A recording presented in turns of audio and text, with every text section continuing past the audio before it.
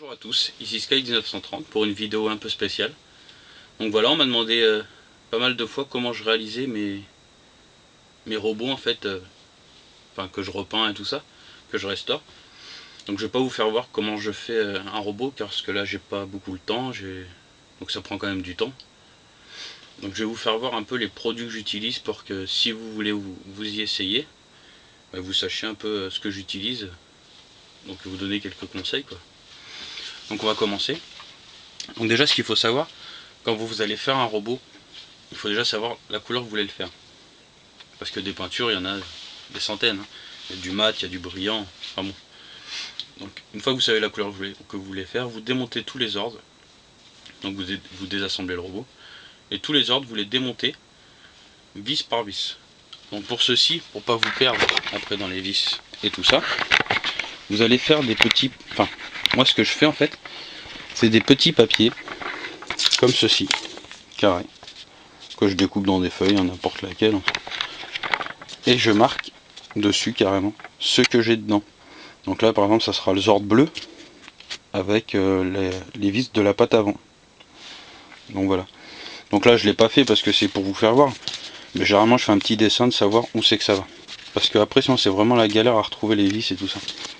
Donc une fois que votre ordre est démonté, il faut le poncer. Alors pourquoi poncer le plastique? Pour que l'après et la peinture attachent dessus. Car sinon ça coule. Donc le papier, vous en avez de différentes sortes. Donc avec toujours marqué P et un chiffre derrière. Donc là c'est P80, P500, P1200. Mais vous avez plein de tailles différentes. Donc il faut savoir que dans le papier à poncer, plus le chiffre est petit, par exemple le P80, plus le grain est gros. Donc ça veut dire que ce papier, celui-là, bon, il ne faut pas l'utiliser. En 80 c'est vraiment trop gros comme grain. Donc moi j'utilise pour commencer du 500. Donc j'utilise du 500. Et après pour finir, pour fignoler le ponçage, j'utilise du 1200 pour bien lisser. Parce que enfin non, avant j'utilisais du 2000, mais bon le 2000 ça coûte cher et puis bah, le 1200 ça va très bien. Alors. Donc voilà. Donc une fois que vous avez poncé votre robot complet, si vous avez des pièces à refaire, donc il existe dans le commerce des kits de résine. Enfin c'est marqué polyester réparateur 7. Enfin c'est marqué en allemand. Enfin c'est de l'Autoka en fait. Enfin c'est la marque Autoka. Donc ces kits sont vendus avec un bidon de résine et un petit pot, enfin oui c'est un petit pot, comme un petit pot de crème, de durcisseur. Donc, il faut savoir que la résine sans rien ne durcit pas. Donc, pour la durcir, il faut un durcisseur. Donc si vous achetez un kit, il n'y a pas de problème, ça c'est vendu avec. Donc vous versez votre résine dans un récipient. Moi j'utilise des culs de bouteilles en plastique de bouteilles d'eau. Donc je verse ma résine. Après il faut mettre 2% de ça, si je me rappelle bien. Donc mais de toute façon c'est marqué hein, dessus comment il faut faire. Donc après vous mélangez. Mais enfin avant de faire ça déjà, il faut déjà faire votre moule. Donc je vais prendre l'exemple. Donc j'utilise un truc tout bête, c'est la pâte à modeler qui s'achète partout. Donc vous faites un carré comme ça. Donc là c'est des points déjà que j'ai déjà refait. Hein. C'est sur le Megazord de l'autre galaxie. Donc vous prenez votre point d'origine, hein, parce qu'il faut avoir la pièce d'origine hein, pour le faire. Donc vous mettez votre point dans la pâte à modeler, de façon que ça soit ras. Voilà, comme ceci. Et après, vous le retirez simplement. Voilà. Et donc vous retrouvez avec l'empreinte du point.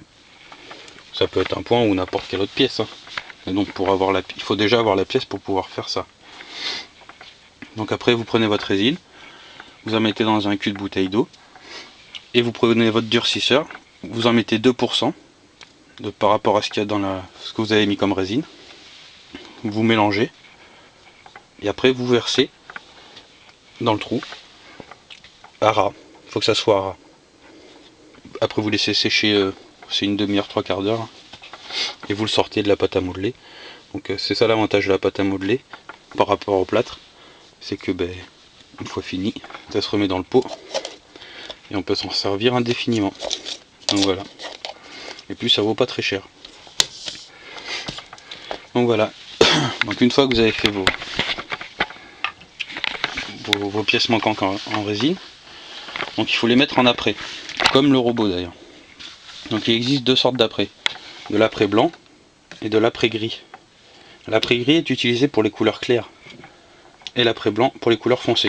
Donc pourquoi on utilise ces couleurs différentes? C'est tout simplement que si vous mettez par exemple un apprêt blanc et vous voulez le repeindre en blanc, vous ne verrez jamais la différence. Donc c'est pour ça qu'il vaut mieux la peindre en apprêt gris et mettre la peinture après. Donc l'apprêt sert lui à que la peinture accroche. Donc voilà, ça fait une sous-couche en fait. Donc c'est de l'apprêt primaire universel. Je sais pas si on voit bien. Pareil, ça s'achète dans tous les supermarchés. Et puis après, vous prenez la peinture que vous voulez, hein, soit en mat, donc mat sans vernis. Donc il existe du vernis mat, mais bon, pas trop l'intérêt. Et de la peinture brillante.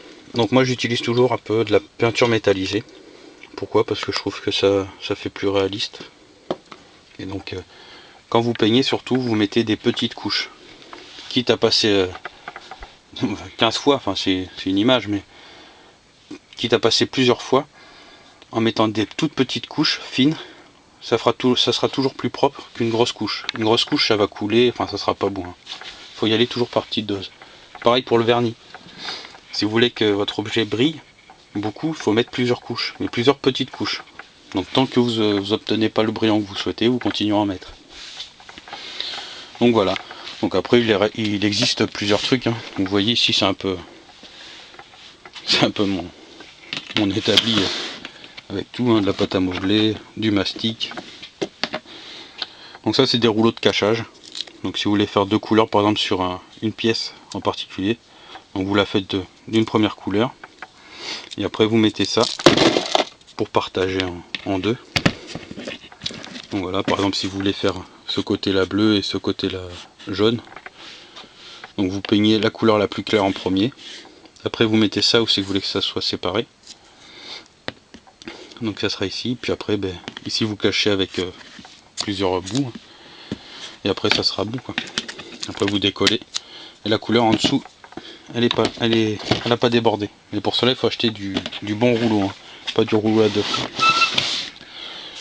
Donc voilà, petite vue d'ensemble de mon atelier, on va en profiter. Donc voilà, c'est ici que je travaille. C'est un peu le bordel. Mais bon. Donc voilà, j'espère avoir répondu un peu à vos questions. Donc, mais surtout si vous avez d'autres questions, n'hésitez pas à me contacter, hein, par MP ou sur ma chaîne, il n'y a pas de problème, par MP sur les forums ou sur ma chaîne. Et puis si vraiment vous voulez que je vous réalise une vidéo entière sur un robot, eh ben je le ferai, par contre quand je sais pas. Donc on verra bien. Sur ce, je vous dis à plus tard et bonne journée ou bonne soirée à vous tous.